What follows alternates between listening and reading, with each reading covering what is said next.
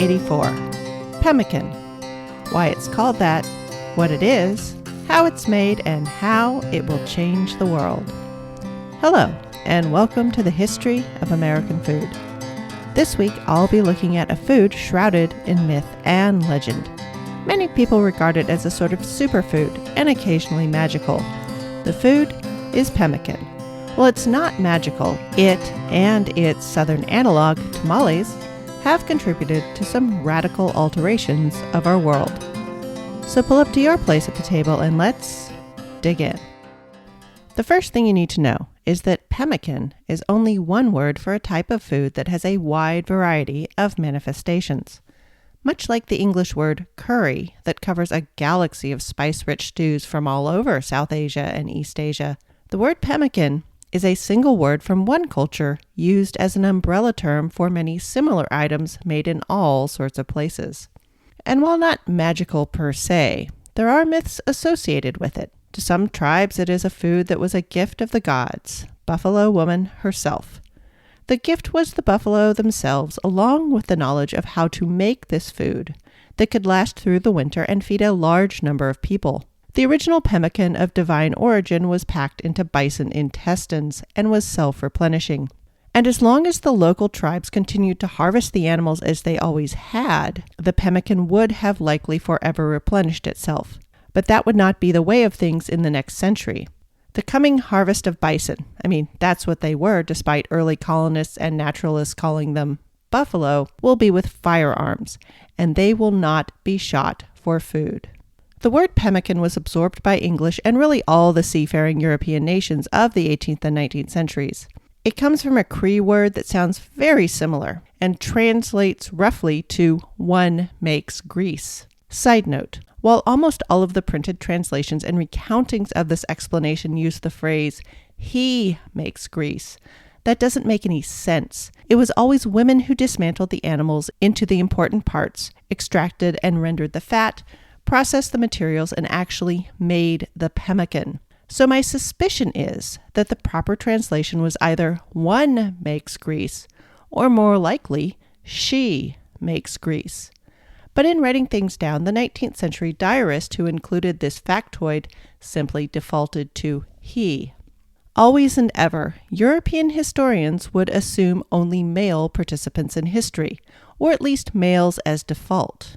The European assumption that only men are competent and responsible people will cause endless confusion and frustration as the locals trade and interact with the colonists. So pemmican becomes the default word, and the general idea of pemmican enters the lexicon for missionaries, trappers, long hunters, and soon soldiers and entrepreneurs with visions of land conquest and vast commercial networks of fur and hide ventures. All right, it's a miracle food to some, but for the rest of us, just what is pemmican?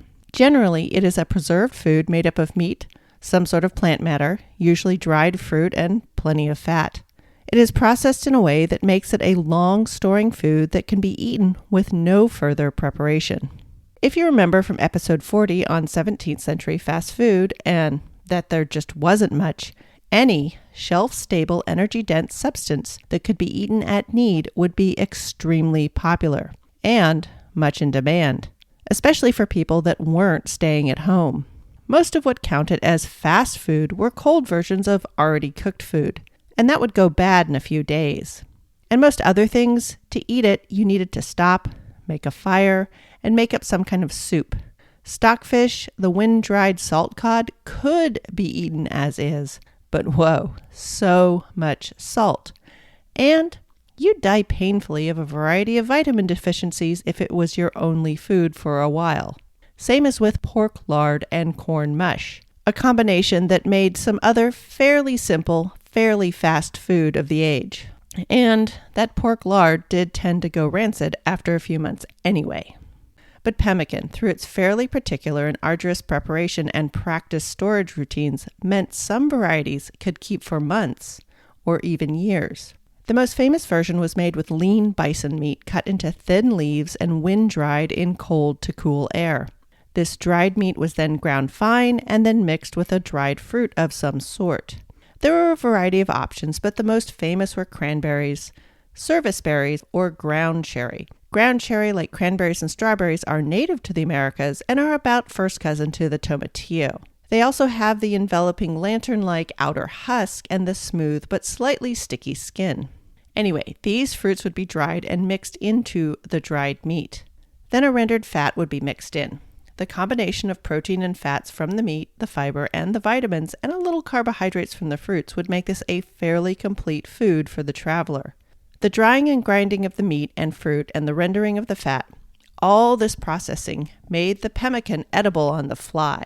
The fact that the same processing removed almost all of the water meant it was largely unavailable to creepy crawlies large and small. What really gave pemmican its shelf-stable edge is that it would be sealed in either a stomach or a pouch of treated hide that was sewn up tight so no air could get in there, and then liberally sealed with the waxiest of fats, what we call suet, the stuff that guards the kidneys. By making the nutrients so dry and devoid of simple sugars, that is, the preferred food of most of the rotters, and then slathered with rendered fat, that is, fat stripped of anything with pockets of water or carbohydrates, there was no toehold for any sort of bug, microscopic or multi-legged, to gain.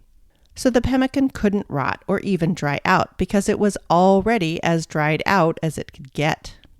But this pemmican is only one version of what pemmican was and is across North America, and more specifically across the northern region of North America. For all pemmicans, their longevity and ability to be eaten with no more preparation, though it was preferably used as a stew base, depends on the step of wind-drying meat in cold air. Which means, just as there is a sweet potato pumpkin line somewhere around Virginia, it turns out there is a pemmican jerky line. Everything north of about the Great Lakes at the 47th parallel has conditions that allow for the making of pemmican at least part of the year. But below that, everything needs to be made into jerky. So what's the essential thing and what's the difference? Preserving meat uncooked depends on making the fluids in the cells and tissues too concentrated for microscopic decomposers and multi-legged scavengers to feast on. All the desirable sugars, salts, minerals, and other nutritious molecules are there, but with no water to aid in digestion, and this makes them inaccessible.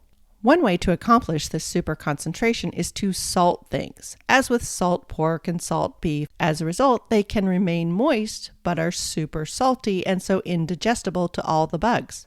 Another method is to completely drive out all the water. So no stuff is added, instead water is just taken away. In warmer areas, this is accomplished by placing the desired protein over a low fire, which is inevitably smoky, to drive the water out. And realistically, some of the chemicals in the wood smoke also act as preservatives. But it is the dehydration that really drives the long-term preservation. That's why moist smoked hams can get ham skippers, but dry hams and jerky don't. The smoking is needed in warmer areas because otherwise the meat would rot before it dries out sufficiently. But in colder and drier locales, it's cool enough that the wind and the sun drying are effective before rot can set in. Now, closer to the Atlantic, the cool enough area starts up further north, up around the 48th parallel. But as you move west, the pemmican line can drift south. First, as elevation rises, temperatures are always cooler and the air is drier up the hill. There are charts out there showing how many feet are equivalent to some number of seconds or minutes or degrees towards a pole. That's why there's snow in a few mountains in Hawaii and warm spots in Alaska. And any volume of colder air has a lower ability to hold water as humidity than the same volume of warmer air, which is why static in the winter is so much shockier and your skin gets dry. So as you go west into the prairies, there's also the continental climate. The lack of enormous bodies of waters means the air cools down and heats up more quickly than by the oceans and the Great Lakes. The air around large bodies of water carries more water, which means it can act as a buffer and slow down temperature changes. Oh boy, does this mean I need to write a humidity bonus episode along with that protein one? Yeah, probably. Okay, anyway, it is that cooler, drier air of further north or higher up or in the drier center of the continent that is necessary for the wind drying of meat. And anyone who has stood out in the sunny, dry, windy, yet chill weather of the Great Plains of North America, U.S., and Canada, you can see that when drying thinly sliced meat would not take long at all. And for those of you who have washed long hair anywhere in the American Southeast and had part of it still be damp over 24 hours later, you understand the need for low smoky fires to make jerky. Okay, there are only certain areas where pemmican can be made, and the most famous commercialized stuff was made with lean bison meat. And there were a wide variety of pemmican-type foods made all across the northern band of North America. Antelope, deer, elk, and moose were also sources of pemmican. Larger animals were typically used for pemmican as they had larger pieces of lean meat, which allowed for a largish amount of pemmican to be made all at once. They have bones that are big enough to crack for marrow, and they have fat accumulations that can be rendered for the pemmican. The hump of mature male bison, of course, had the most and most desirable stuff, but in fall and at the start of winter, all of the animals had some fat that could be used. And they also have stomachs and intestines and hides, which are useful for packaging. This meant horses and dogs could also be used to make pemmican, but not the favorite types. But it was pemmican all the same. The classic cranberry, serviceberry, and ground cherry might be replaced with crab apples or plums, and as one went even further west, salmon berries, thimbleberries, small red huckleberries, and salal berries, or other fruits and berries that are now considered marginal and generally ignored. Other plant materials could be included, but I'm the wrong person to go digging down and figure out what they all were. All of these were general purpose pemmican, useful for travel, for war, and for the lean winter months, and specifically made to keep. There was also trade pemmican, made of particular parts of the animal or of particular animals and moved about the continent. The most commonly noted trade pemmican was a salmon pemmican from the northwest coast, likely from areas around Washington and Oregon, and possibly from around what is now the Columbia River. This area has been rich in salmon runs even as other parts of the west coast have lost their salmon. There are reports of this delicacy being found in the Central Plains, and if you think about fish traveling at walking speed from the west coast of the U.S. across the Rocky Mountains to people in the plains, well, that says something about how well the preservation methods were working. Other pemmican-type foods were made for special occasions and celebrations.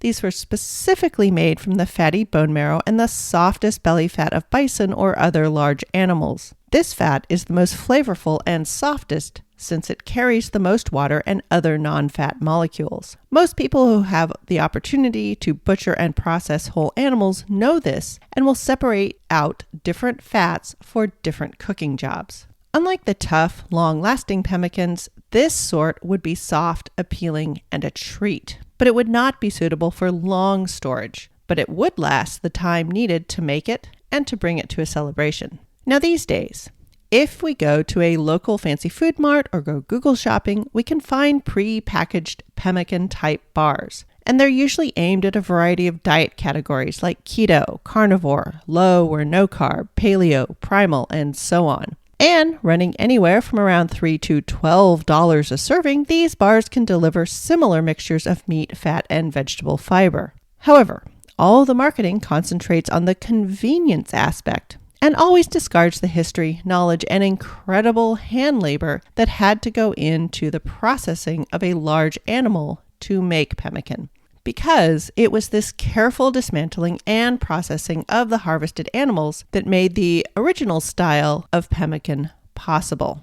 And it set apart the hunting of the American natives from the colonial manner of hunting, which was more concentrated on simply cutting up animals into recognizable hunks. And even worse, later colonial and commercial hunters will begin to discard most of the animal and simply strip the hide. But in the processing for making pemmican, flesh and fat were separated out, not to mention the hump fat in males, the tongues, the organs, the hide, and the tendons. The hair and longer wool of a bison's coat could also be separated for weaving and felting. And all of these items had a purpose and could be made into items useful for living. The colonists did much the same with cows, but were very ready to see the same operations with wild animals as weird or savage. Before the arrival of the widespread Spanish, Dutch, French, and English trade, most of the butchering done on the American continent was done with flint or obsidian knives. Obsidian is a volcanic glass. There were no iron or steel knives to be had. And other than the actual kill and cutting into smaller pieces for carrying, all the work of dismantling, cutting meat into flat pieces for drying, the grinding, the fat rendering, along with the processing of hide, stomachs, and intestines for packaging for final assembly was the result of women's work. This also meant women controlled much of the pemmican that was sold and traded to European colonists, hunters, missionaries, and adventurers.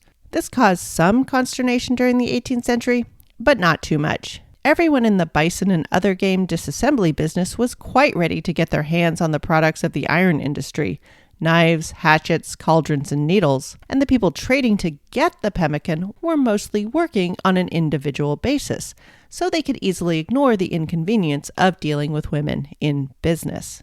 When we get to the 19th century and pemmican becomes an industry, that's when women being in charge of pemmican will become a problem in need of a solution. And I will get into all of that next century when pemmican becomes materiel for military purposes and for the vast fur trade networks. And overall, the nature of pemmican will change because the careful work of complete dismantling of animals and incorporating the whole animal took too much time for the industrial level production of pemmican that war and capitalism required. And speaking of war, the very idea of pemmican will change European war and how Europeans and later Americans supply their soldiers. But before pemmican does that next century, it had already changed the nature of adventure and war in the Americas. The Roman and Napoleonic truism, an army travels on its stomach, has been a topic of interest from the earliest conception of this podcast. My own recognition that the sort of food technologies most associated with American food, mass production, shelf stability, fast arrival on the plate and in the stomach, simplified manufacturing techniques, large distribution areas. These were also concerns of quartermasters when it comes to solving the logistics of feeding an army on the move. So the links between war food and American food have long been on my mind. If we take an oversimplified view of the patterns of war, it starts out in its early periods as short raids. Run in, attack, take what you want, run home. All societies have this stage of warfare in their development. And this style of war is generally similar to hunting, and it's easy to see how one led to the other. From a food point of view, this is the easiest venture. Eat before you leave, and if you win, dinner is part of the spoils. If you lose, well, either you won't need dinner, or you'll get it when you limp home. As war became more sophisticated and campaigns increased in length, or were conducted further from home, now there was a need for food on the road. Foraging and requisitioning were part of this. But that could be chancy, so different types of travel food were developed. Hard, starchy things like biscuits, preserved meats, and vegetable foods that could be consumed with no or limited cooking were developed. But generally, these depended on the addition of foraged and hunted foods to sustain a person for any period of time. And at this point, there was a limit to the amount of time a warrior was expected to be on campaign.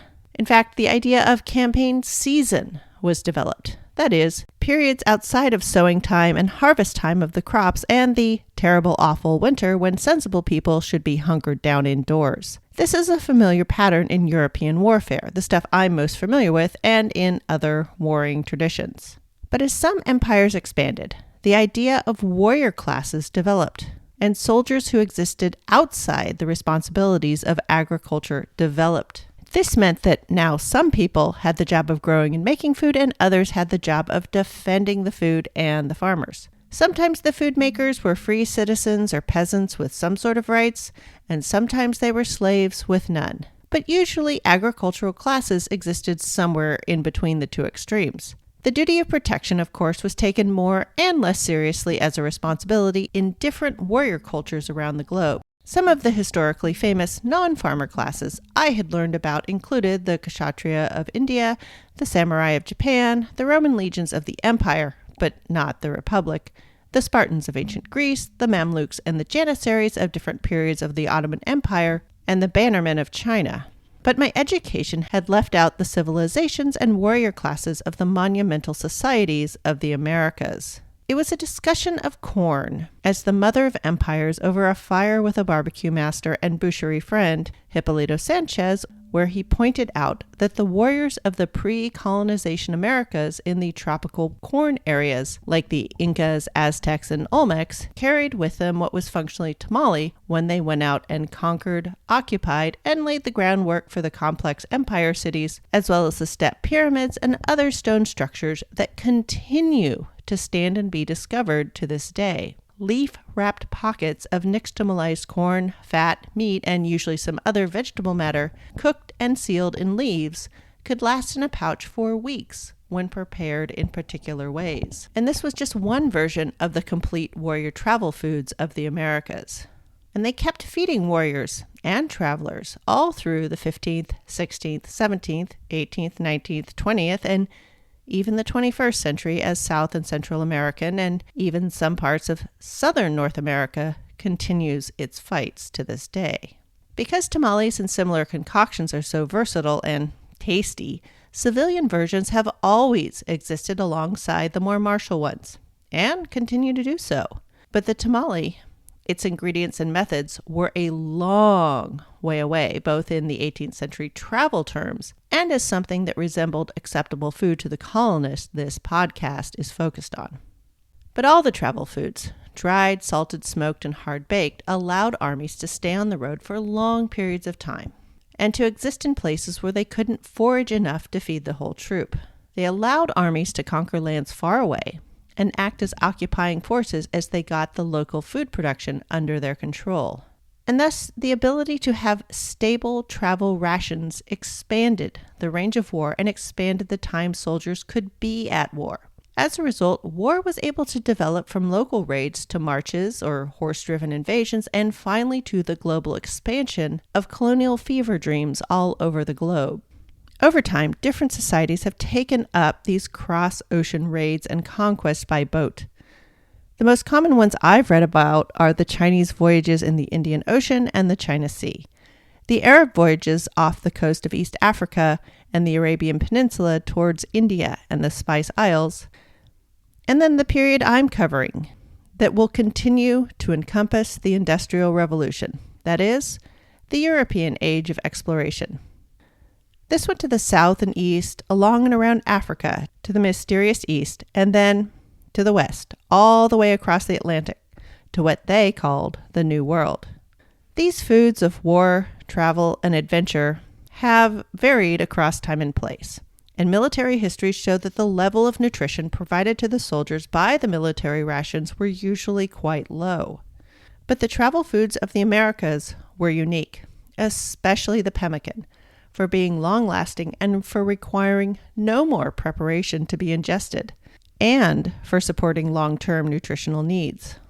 While tamale would have kept an English soldier going, the two were never going to cross paths in any meaningful way, and the soldier's diet of the English leaned heavily into meat, fat, and flour of wheat.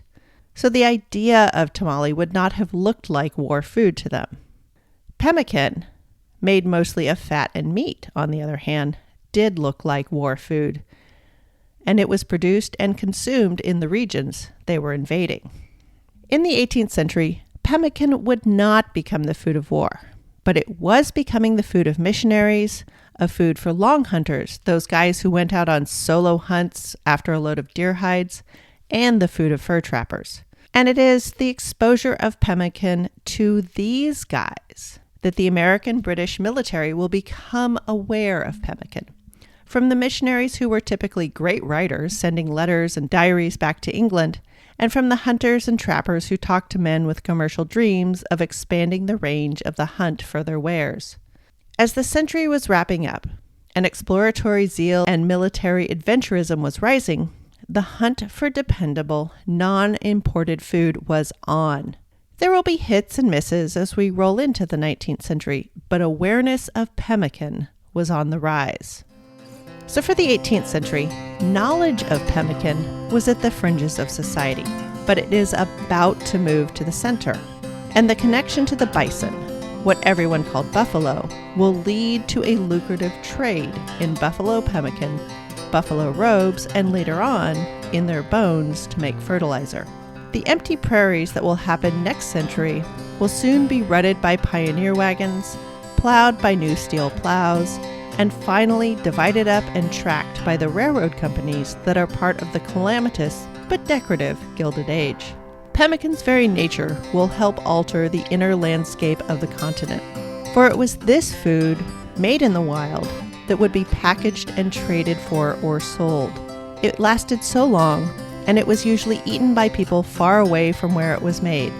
Pemmican allowed for eating to be separated from getting to know the wild in order to make food, even if one was adventuring in the wild.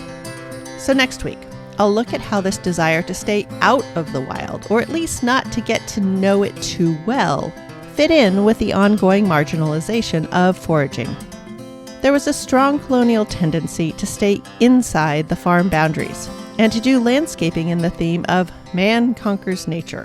All of these desires made foraging more and more a fringe activity rather than a normal one. And I'll dig into how that will play out in colonial food, which will feed our modern American tendency to be clueless about wild foods or even fear them more than we need to. Thanks for listening.